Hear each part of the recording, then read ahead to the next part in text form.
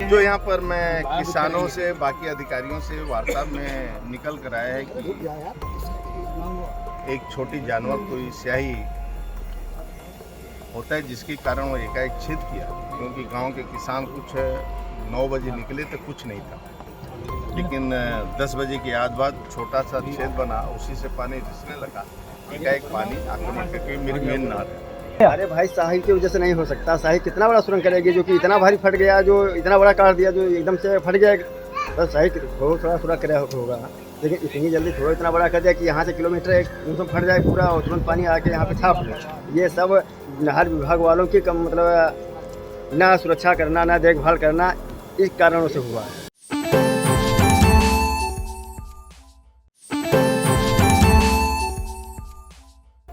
नमस्कार, आप देखना शुरू कर चुके हैं आई इंडिया और मैं हूं डॉक्टर पंकज सिंह गौर। और आई इंडिया अपने दर्शकों के लिए एक नया कार्यक्रम लेकर आया है, पूछता है सीतापुर। दरअसल 2024 की वो बड़ी घटनाएं जिनको लेकर हर एक की नजर लगी हुई है कि उसमें कार्रवाई क्या हुई। तो आपको बताते हैं 2024 की 2 बड़ी घटनाएं जो सीतापुर में घटी और उन पर कार्रवाई क्या हुई। दरअसल दोनों की गूंज राजधानी तक पहुंची, सरकार तक पहुंची और हर एक को इंतजार इस बात का है कि इसमें सरकार की तरफ से प्रभावी कार्रवाई क्या हुई। आज इसी पर बातचीत करेंगे और पूछता है सीतापुर उन अधिकारियों के लिए सवाल छोड़ जाएंगे जिन्हें इस पर कार्रवाई करनी है और उन पर आरोप लग रहे हैं कि वो लीपापोती कर रहे हैं।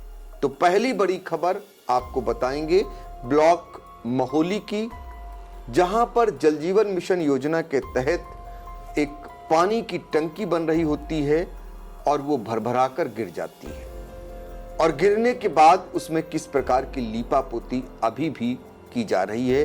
जो अपेक्षाएं थी कार्रवाइयों की, वो शायद संदेश न विभाग दे पाया है और न सरकार दे पाई है। इसके अलावा दूसरी बड़ी खबर जो सीतापुर से ही जुड़ी हुई है और सीतापुर से गुजरी शारदा सहायक नहर की, जो बड़े पैमाने पर कट जाती है। लाखों क्यूसेक पानी सीधा गांव में और किसानों के खेतों में वो बालू लेकर पहुंच जाता है, जिससे किसानों को भारी क्षति भी उठानी पड़ती, यानी नुकसान भी उठाना पड़ता है। किसी को समझ में भी नहीं आता है कि बिन बारिश जैसे बरसात एकदम से आ जाए तो वो तो थोड़ी देर के लिए सहन कर ली जाती है, लेकिन इतने बड़ी पैमाने पर पानी जैसा, बहाव जैसा, बाढ़ जैसा नजारा एकाएक गांव की तरफ आ जाए, खेतों में पहुंच जाए, कई पेड़ों को उखाड़ते हुए चला जाए और वो पानी चलता ही जा रहा हो, चलता ही जा रहा हो और रात कैसे लोगों की कटेगी ये समझ में नहीं आ रहा था। लेकिन इतना बड़ा मामला होने के बाद जिस तरीके से ये कहा गया कि नहर किस कारण कटी, ये अपने आप में उस इलाके के लोगों के लिए जख्म दे गया, यानी उनके जख्मों को और कुरेद गया।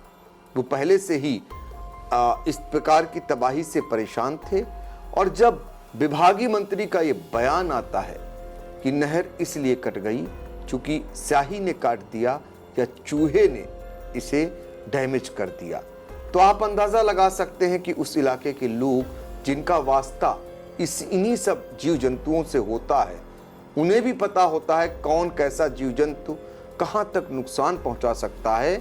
लेकिन आनन फानन में बयान आ गया कि ये नहर आखिर कटी कैसे, स्याही की वजह से, चूहों की वजह से। ये कहीं न कहीं जले पे नमक छिड़कने जैसा रहा और इन्हीं दोनों मामलों को लेकर आज हम जानने का प्रयास इसलिए करेंगे क्योंकि पूछता है सीतापुर की वो 50 लाख की आवाम जानना चाहती है कि आखिर इसके दोषी कौन है, क्यों उन्हें बचाया जाता है और क्यों पुनरावृत्ति ऐसी ही आगे चलकर हो, इसका इंतजार लोग करते हैं, क्यों सरकार की छवि धूमिल करने का काम किया जाता है।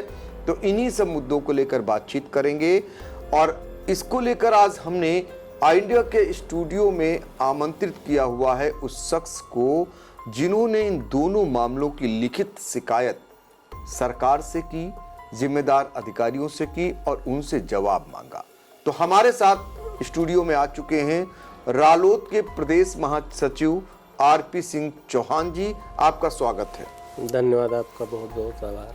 आरपी सिंह जी, आपसे जानना चाहेंगे, एक एक घटना का जरा वर्णन करिए डेटवार, और उसमें अब तक जो कार्रवाई हुई है और आपने जो शिकायत की, आपने जो विभागीय अधिकारियों से, सरकार से जवाब मांगा, वो क्या है और आप क्या उससे संतुष्ट हैं। तो पहली शुरुआत हम आपको महोली ब्लॉक की जो ककरहिया गांव में जो टंकी गिरती है, मानक विहीन वहां निर्माण कार्य हो रहा था, वो भरभरा के गिर जाती है। तो इसके बाद जो आप किससे मांगते हैं इस मामले में, शिकायत किससे करते हैं, क्या जानकारी मांगते हैं और क्या उधर से जवाब मिला आपको? देखिए पंकज जी, 25 अगस्त को जो महोली के चितहला गांव में निर्माणाधीन टंकी थी, वो टेस्टिंग के दौरान अकस्मात गिर गई। सूचना पाकर के मैं मौके पर गया, लेकिन तब तक मशीनों से वो सब जो उसका मलबा था वो हटाया जा रहा था।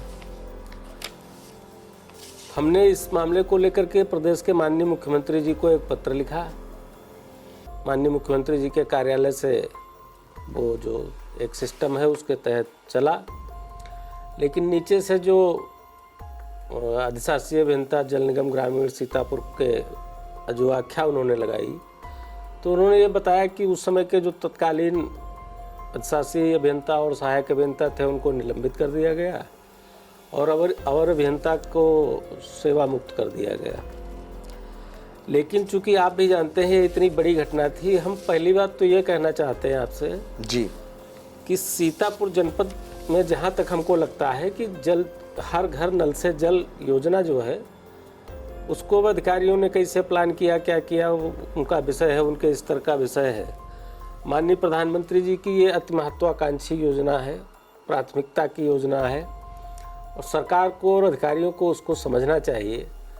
हर घर को नल से शुद्ध जल मिले, इसके लिए इस योजना का राष्ट्रीय स्तर पर ये योजना तैयार हुई। हमको जहाँ तक लगता है कि जो बुंदेलखंड का इलाका है, जो आगरा का इलाका है, जो मथुरा का इलाका है, जहाँ खारा पानी है, शुद्ध पेयजल नहीं है, वहाँ के लिए ये योजना बहुत लाभकर थी और वहाँ के लोगों को इससे बहुत राहत मिलती। सीतापुर में पानी की ऐसी कोई अशुद्धि नहीं है, लेकिन फिर भी सरकार की योजना है, सरकार ने योजना बनाई। तमाम आप गाँवों में जाइए तो देखिएगा, जो कार्यदायी संस्था है उसने जो रूरल इंफ्रास्ट्रक्चर था, जो आरसीसी थी, इंटरलॉकिंग थी, वो रास्ते खोद करके पाइप डाल के चले गए, उनकी मरम्मत नहीं हुई, उनमें लोग गिर रहे हैं, चोटिल हो रहे हैं।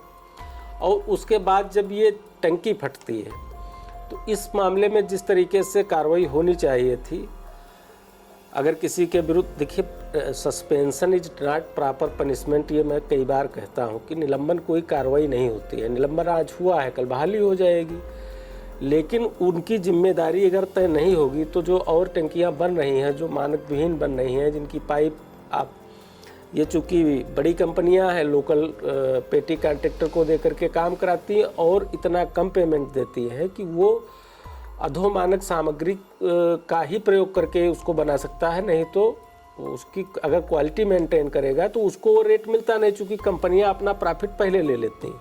हम एक मिनट के लिए आपको रोकेंगे। पहला आपने सवाल ये उठाया कि जो ये योजना है हर घर जल से नल योजना वाली, जो इसको लेकर आप मानते हैं कि ये उन जिलों में नहीं होनी चाहिए थे, खासकर जहां पर पानी की किल्लत थी उनके लिए बनाई जानी चाहिए थी।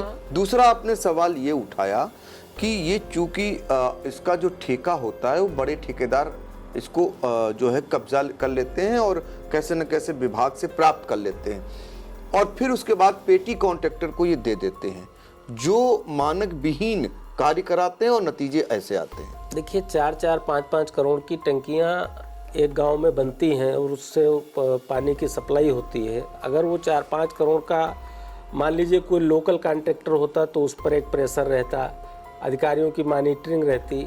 अब जब भी ये एक मुश्त काम मिलता है किसी बड़ी कंपनी को, तो स्वाभाविक बात है ना उसके पास उतने श्रमिक हैं, ना उसके पास उतना स्टाफ है, वो लोकल पेटी कॉन्ट्रैक्टर से कांटेक्ट करते हैं और उसको बनाने के लिए दे देते हैं और उसमें कंपनी अपना मार्जिन इतना निकाल लेती है कि अगर वो क्वालिटी मेंटेन करेगा जो लोकल कॉन्ट्रैक्टर है तो उसको तो कुछ बचेगा नहीं और चूंकि काम ठेकेदार चाहे जो हो हर आदमी 4 पैसे के फायदे के लिए करता है, इसलिए इस पूरी योजना की समीक्षा की ज़रूरत है, मॉनिटरिंग की ज़रूरत है। और जो जिम्मेदार थे उनसे कम से कम वसूली होती, उनके खिलाफ FIR होती, तो माना जाता है कि कार्रवाई संतोषजनक हुई। दूसरा मामला जो आपने बताया, जो शारदा नहर है, नहर पे हम आए, हम थोड़ा सा अपने दर्शकों को पूरी बात बता दें जो अब तक कार्रवाई हुई और RP सिंह जी ने जो शिकायत की और जो विभाग से जवाब इनको मिला, उसमें इनका जो मेंशन है, जो इनकी मांग है कि अमूमन जब भी कोई ऐसी घटना होती है, ऐसा मामला सामने आता है, तो सख्त कार्रवाइयाँ आम जनों पर कर दी जाती हैं और ये दिखाने का प्रयास होता है कि सरकार की ओर से सख्त कार्रवाई की गई। अब जरा सोचिए कि एक टंकी जो गिर जाती है निर्माणाधीन 25 अगस्त की बात है 2024 की, और आपको ये बता दें ये ब्लॉक महोली का ककरहिया गांव है, जहां पर जब निर्माणाधीन हो रही थी तो यहां के प्रधान सुरेंद्र कुमार मिश्र ने इसको लेकर तमाम सवाल भी उठाए और उन्होंने शिकायत भी दर्ज कराई, लेकिन किसी ने सुना ही नहीं। उनका साफ तौर पर कहना था ये सही निर्माण कार्य नहीं हो रहा है और आखिरकार वो भरभरा गई। जब भरभरा जाती है पानी की टंकी तो उसके बाद का नज़ारा आप देखिए कि सोशल मीडिया के जरिए वो बात आम हो जाती है और सरकार शासन तक पहुंच जाती है। लेकिन जब जिम्मेदार जागते हैं और उन तक पता चलता है तो लीपापोती किस तरीके से होती है। वहां पर जेसीबी मशीन भेजकर सारे मलबे को हटाए जाने का, यानी वहां कोई ऐसी चीज न मिले मौके पर जिससे जब शासन से कोई जांच कमेटी आए तो गंभीरता से जांच कर सके। जबकि हकीकत ये था कि उसकी जो नींव थी, कहते हैं ना जब नींव कमजोर हो तो भवन भरभरा कर गिरेगा ही, पीला ईंट का उपयोग उसमें हो रहा था। जो सरिया का प्रयोग था वो भी बताते हैं जंग लगी सरिया का प्रयोग हो रहा था। आप समझ सकते हैं। ऐसे में 2 जांच कमेटियां गठित हुई और अलग अलग कार्रवाई हुई। कार्रवाई क्या हुई जरा वो भी समझ लें।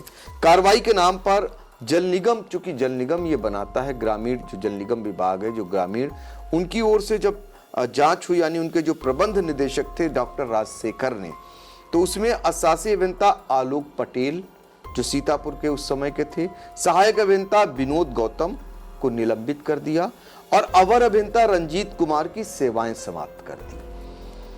पेयजल योजना से संबंधित प्रोजेक्ट मैनेजर प्रेमानंद बंदेकर व साइट इंजीनियर हिमांशु तिवारी को बर्खास्त करते हुए ठेकेदार अरुण कुमार पाठक की फर्म को टर्मिनेट कर दिया गया।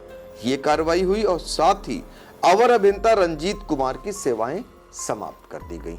तो इतने लोगों पर गाज गिरी, लेकिन RP सिंह जी जो खुद भारतीय जनता पार्टी के सहयोगी दल के से जुड़े हुए हैं, किसानों की राजनीति करते हैं, गांव के ग्रामीणों की राजनीति करते हैं, उनका ये कहना है ये कोई कार्रवाई नहीं है।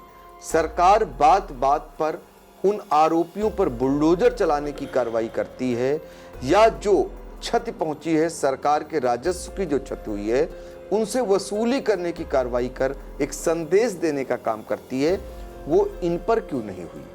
हालांकि जो RP सिंह जी ने पत्र भेजा था, शिकायती पत्र, और जो जवाब मांगा था, उसमें जो जवाब आया है ये कहा गया है कि अभी भी जांच प्रचलित है, TAC की भी जांच इसमें चल रही है और सभी को इंतजार है कि वो जांच आखिर कब तक पूरी होगी और कब तक निकल करके सामने आएगा कि आखिर इसमें दोषी कौन है।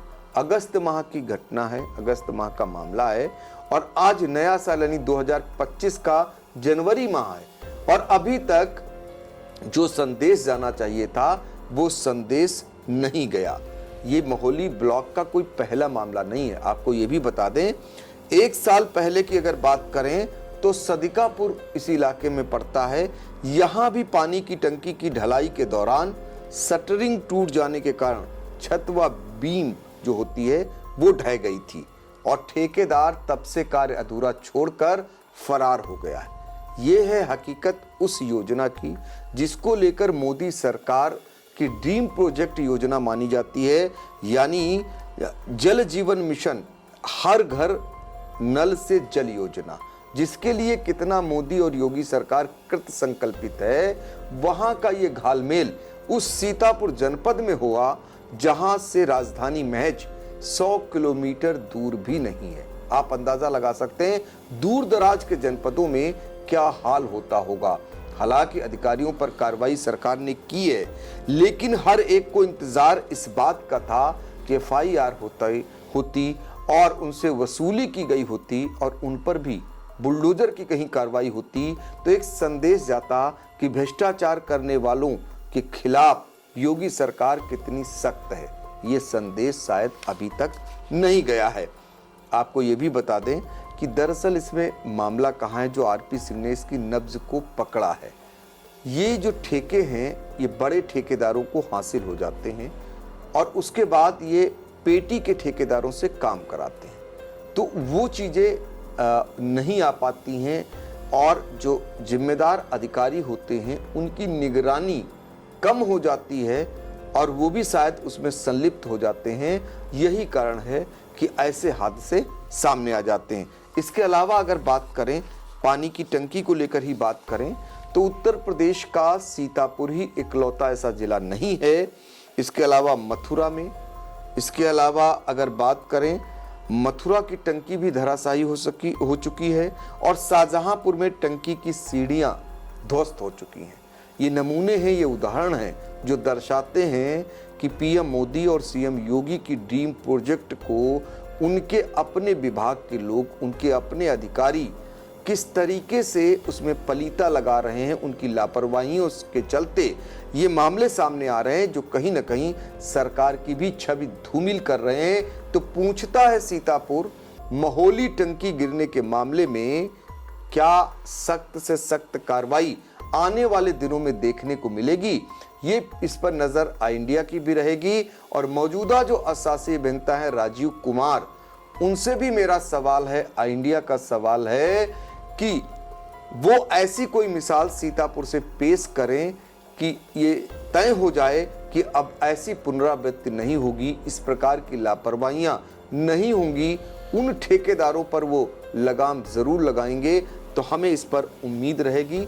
अब हम दूसरी खबर की ओर चलेंगे जो जुड़ी हुई है उस शारदा नहर से जो बिस्वा के समीप रोहसन के पास कट गई थी, दर्जनों गांवों में तबाही लेकर आई, हजारों किसान परेशान हुए, घरों में और खेतों में वो जो बालू थी वो पहुंच गई, जिसकी वजह से फसल को भी क्षति हुई और किसानों को उसे हटाने में काफ़ी दिक्कतों का सामना करना पड़ा। हालांकि इसमें उसका आकलन कराया गया और सरकार ने कुछ किसानों को मुआवजा भी दिया। लेकिन सवाल इस बात का है, ये नहर जो 50 से 70 मीटर तक कटी, इसके पीछे का कारण क्या रहा। जिस तरीके से विभाग के मंत्री, जल शक्ति मंत्री ने एक बयान देकर के कहीं न कहीं इलाके के लोगों में रोष पैदा कर दिया, नाराजगी पैदा कर दिया कि ये नहर स्याही के कारण, चूहों के कारण कट गई, वो किसी भी ग्रामीण को हजम नहीं होती है। इस मामले की भी शिकायत और इस मामले में भी जानकारी चाहिए है RP सिंह जी ने। RP सिंह रालोद के राष्ट्रीय महासचिव हैं, भारतीय जनता पार्टी के सहयोगी दल के आप प्रदेश महासचिव हैं और भारतीय जनता पार्टी सहयोगी दल में हैं।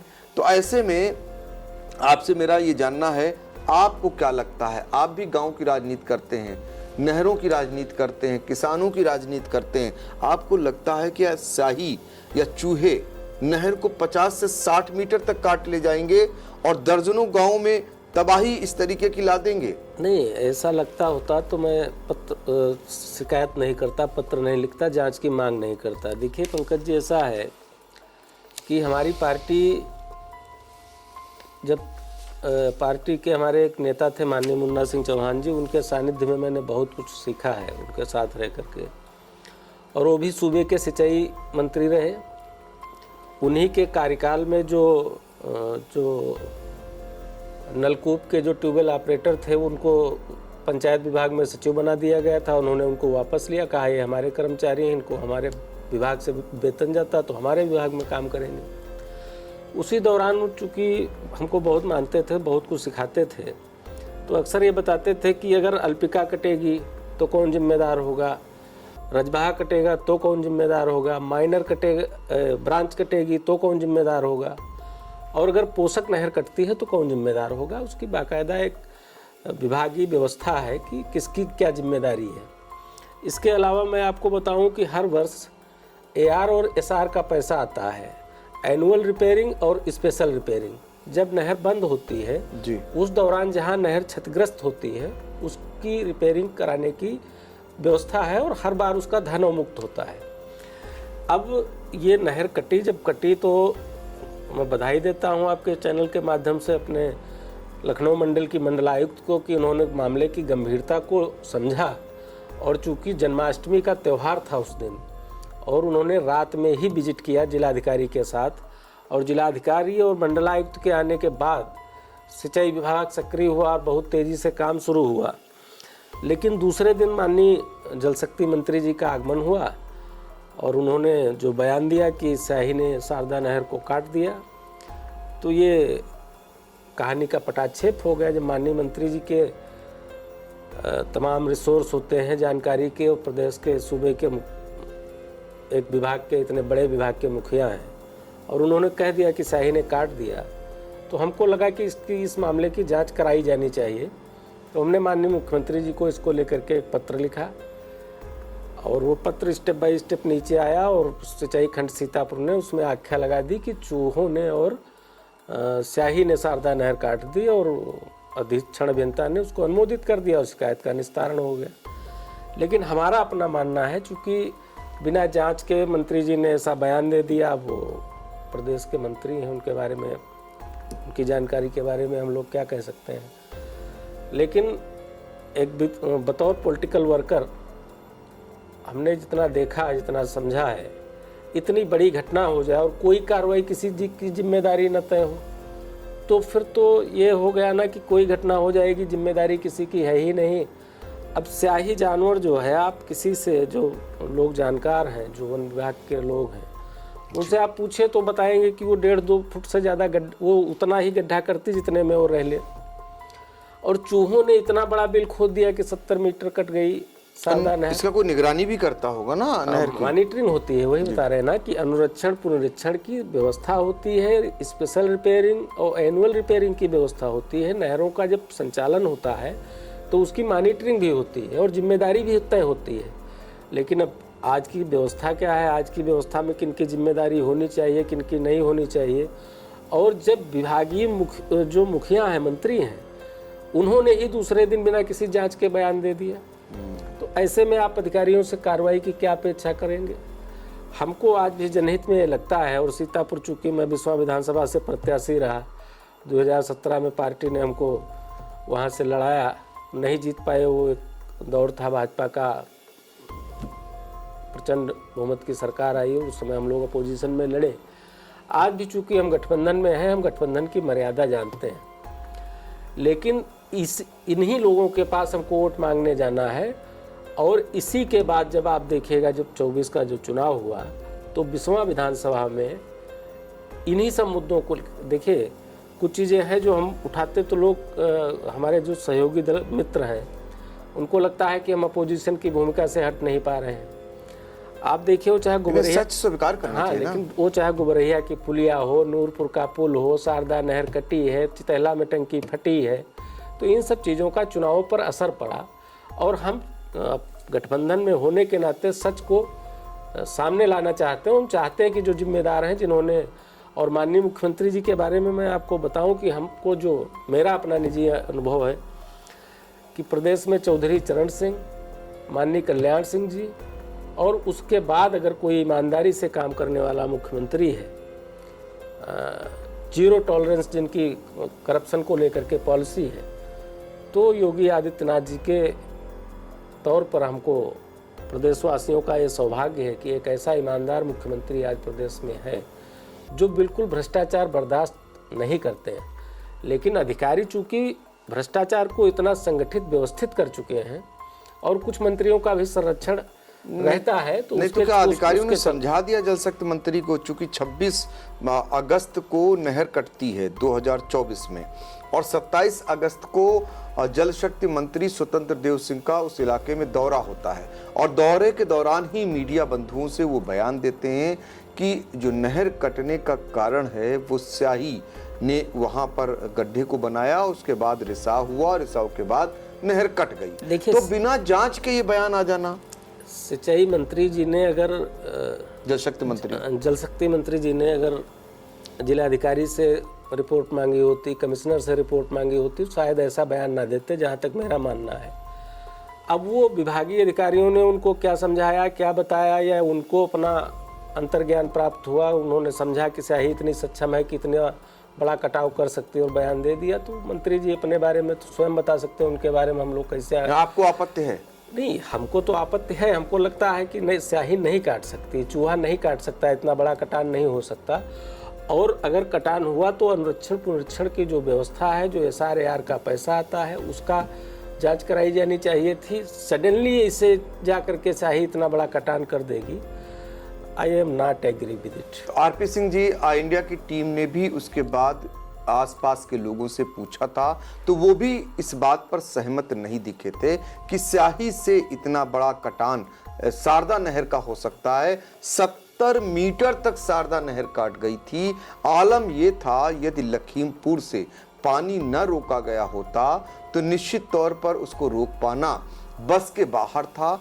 24 घंटे के बाद जो क्षतिग्रस्त हुई थी नहर, जो कटी थी, उस पर कार्य हो सका और तब जाके वहां पर उसे रोका गया। जब पानी का बहाव रुका तब नहर जो कटी थी उसको बांधा गया और उसके बाद लोगों का जीवन थोड़ा सा जो डर एकदम से समा गया था उससे थोड़ी राहत मिली। फिर उसके बाद लोगों को परेशानी उस बालू से हुई जो पानी के साथ तेजी से करीब किलोमीटर 2 किलोमीटर आगे तक पहुंच गई, गांव में पहुंच गई, घरों में पहुंच गई, खेतों में पहुंच गई। उसको हटाने में उनको नाको चने चबाने पड़े, उनकी फसल को नुकसान हुआ। और आपको बता दें, इस तबाही की गूंज राजधानी तक भी पहुंची। उसी रात जिस दिन घटना होती, यानी 26 अगस्त की रात, उसी रात में कमिश्नर रोशन जैकब रात में पहुंच जाती हैं जिलाधिकारी के साथ। आधी रात से ज़्यादा समय उस इलाके में बिताती हैं और जो लोग उससे परेशान हुए थे उनका हालचाल लेती हैं और उन्हें विस्थापित तक करना पड़ा। आप अंदाज़ा लगा सकते हैं कि बहुत सारे ऐसे गांव के लोग जो फंस गए थे उनको लाकर सुरक्षित ठिकानों पर लाया गया था। ये नज़ारा नहर के किनारे रहने वाले लोगों का नहीं होता है। ये नज़ारा नदी के किनारे रहने वाले लोगों का होता है जब कभी बाढ़ आ जाती है। लेकिन शारदा नहर जब कटी तो बहुत सारे लोगों के एक वो बनाए गए, उन्हें रखने के लिए, उन्हें रात बिताने के लिए लाया गया। उन स्कूलों में, उन जहां आश्रय स्थल बनाए गए, वहां पर कमिश्नर ने जाकर हालचाल लिया। अगले दिन आपको बताएं कि अगले दिन खुद और नहर विभाग से जुड़े हुए प्रदेश के तमाम अधिकारी भी पहुंचे और जल शक्ति मंत्री स्वतंत्र देव सिंह भी पहुंचे। उन्होंने क्षेत्र का भ्रमण किया और क्षेत्रीय विधायक जो निर्मल वर्मा है वो पहले दिन भी पूरे दिन जुटे रहे, लोगों की मदद करते रहे, पहुंचाते रहे। लेकिन जल शक्ति मंत्री के बयान के बाद लोगों का जो घाव था वो घाव भरने के बजाय उसमें कहीं ना कहीं एक समान नमक जैसा छिड़कने का काम हो गया। लोग उसको सहन नहीं कर पाए एक समान। और इसका नज़ारा आपको बताएं, इसकी परिणति आपको बताएं, जब 2024 में लोकसभा के चुनाव हुए तो आप अंदाज़ा लगा लीजिए कि 5 विधानसभाएं इस इलाके में सीतापुर संसदीय सीट में आती हैं। बिस्वा एक ऐसी संसदीय सीट है जहां पर सबसे ज़्यादा मतों से 45,000 के करीब मतों से अकेली भारतीय जनता पार्टी के प्रत्याशी को हार का सामना करना पड़ता है। ये लोगों की नाराज़गी ही तो है। लोग नाराज़ थे, कहे भले नहीं पा रहे हों, लेकिन नाराज़गी को उन्होंने वोटों में तब्दील कर दिया। तो बहुत सारी ऐसी समस्याएं जिसको लेकर अगर सरकार अधिकारियों के भरोसे चलती है तो उसका खामियाजा उसे ही उठाना पड़ता है। वो साबित भी हुआ। आपको ये भी बता दें कि जिले के प्रभारी मंत्री मयंकेश्वर शरण सिंह भी इस इलाके में गए थे, उसी इलाके में। तो कितने मंत्री, कितने अधिकारी उस इलाके में आए और उसका नतीजा क्या हुआ कि उसके लिए एक को भी कसूरवार नहीं माना गया, किसी की भी जिम्मेदारी तय नहीं की गई। और लोगों को जो परेशानी हुई वो तो हुई ही, क्योंकि लोगों को लगना चाहिए था कि उनको परेशान करने वालों के लिए सरकार क्या कदम उठाती है, वैसा फिलहाल कुछ भी नहीं हुआ। जबकि इलाके के लोगों का यह आज भी मानना है कि 3 से 4 दशक से वो लोग, जो इलाके के लोग अभी जिनकी जानकारी में है, उनका कहना है कभी ऐसा नज़ारा शारदा नहर से नहीं हुआ। यानी कभी स्याही और चूहे ऐसे पैदा ही नहीं हुए कि जो शारदा नहर की पटरी को काट दें और तबाही ले आए। तो फिर एकदम से ये स्याही और चूहे आ कहां से गए? लिखा पढ़ी में अधिकारियों ने, आरपी सिंह ने जो जवाब मांगा उसमें भी अधिकारियों ने माना है। मेरे पास वो पत्र भी है जिसमें नहर कटने का जो कारण बताया है वो शायद किसी के गले अभी भी नहीं उतर रहा है। वो इसीलिए नहीं उतर रहा है, यह शासी अभियंता सिंचाई खंड की आख्या रिपोर्ट है। और इस आख्या रिपोर्ट में साफ तौर पर इसमें कहा गया है, जो उन्होंने आईजीआरएस के तहत शिकायत दर्ज कराई थी, उसमें कहा गया है कि सीतापुर की बिस्वा तहसील में ग्राम रोहसन के निकट शारदा सहायक पोषक नहर के किलोमीटर 74.000 पर शाही व चूहों द्वारा बनाए गए बिलों से पानी का रिसाव होने के कारण 26 अगस्त 2024 को आकस्मिक रूप से नहर कट गई थी। नहर को शीर्ष से बंद कराकर मरम्मत कार्य करा दिया गया था। उक्त कटिंग से जान माल का कोई नुकसान नहीं हुआ है। कृषकों के खेतों में पानी भरने से फसल के हुए आंशिक नुकसान का आकलन प्रशासन द्वारा कराया गया है व उसका मुआवजा प्रशासन द्वारा दिया जा चुका है। वर्तमान में कहीं कोई जल भराव नहीं है। ये देखिए आप, ये रिपोर्ट है। रिपोर्ट में साफ तौर पर नहर कटने का कारण शाही और चूहों को माना गया है। जब नहर कटी थी उस दौरान मैं भी उस इलाके में गया था। कितना दुर्लभ था, जहां के लोग अपने गांव आसानी से आ जा सकते थे, उसमें लोग पानी के बहाव में बहते नजर आए। कई बार नौबत हमारे साथ भी ऐसी आई। और यही नहीं, एनडीआरएफ की टीमों को उतारना पड़ा। पीएससी के जो दल होते हैं, जो जल दल होते हैं, उनको लगाना पड़ा। आप तबाही का अंदाजा लगा सकते हैं ना। जिले के अधिकारी जानते हैं, जिन्होंने राजस्व विभाग के वो अधिकारियों ने, पुलिस विभाग के उन अधिकारियों ने, जिन्होंने रात दिन लग करके वहां पर काम किया। नहर विभाग के लोग तो इसी पसोपेश में पड़े रहे कि कैसे वो सेफ हों और कैसे इस नहर को बंद कराया जाए। लेकिन सबसे ज़्यादा मेहनत राजस्व विभाग और पुलिस विभाग के लोगों ने किया, जिनके सामने डबल चुनौतियां थीं, लोगों की ज़िंदगी को बचाना और लोगों के सामने जो तकलीफ़ें थी, उनके सामने खाने की दिक्कत थी, बैठने की दिक्कत, सुरक्षित वहाँ से निकल आने की दिक्कत थी। उन सब को ये लोग कराते रहे। क्षेत्र के विधायक निर्मल वर्मा भी लगे रहे। उनकी आत्मा ही जानती होगी कि आखिर नहर क्यों कटी। शायद वो सत्ताधारी दल के विधायक हैं, इसलिए उनके होंठ सिले हुए हैं। नहीं तो अगर वो सच बोलें तो जाहिर तौर पर क्षेत्र के लोगों की बात निकल ही जाएगी, क्योंकि क्षेत्र के लोग यही चाहते हैं कि जो सच है वो सामने आना चाहिए और जो इसके दोषी हैं उन पर कार्रवाई होनी चाहिए। तो पूछता है सीतापुर कि आखिर सच कब सामने आएगा और असल जिम्मेदारों पर कार्रवाई कब होगी। सीतापुर का महोली का टंकी गिरने का मामला हो या फिर बिस्वा की नहर कटने का मामला हो, हमारी नज़र इस पर रहेगी। और अन्य मुद्दों पर भी जनहित के आरपी सिंह चौहान से आगे भी जुड़ेंगे, क्योंकि कई मामलों को लेकर उनकी लिखा पढ़ी शासन से चलती रहती है, शासन से जवाब तलब चलते रहते हैं। और हम भी जनहित के मामलों को लेकर आपके पास फिर आएंगे। और ये स्टोरी कैसी लगी कमेंट बॉक्स में जाकर दर्शक जरूर बताएंगे और अपना सुझाव भी देंगे। आगे हम फिर किसी ज्वलंत मुद्दे पर एक बार बैठेंगे। तब तक के लिए हम दोनों को दीजिए इजाजत। नमस्कार।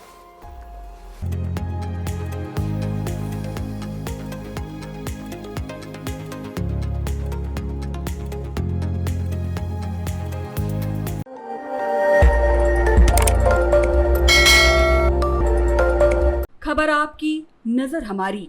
देखते रहिए आई इंडिया।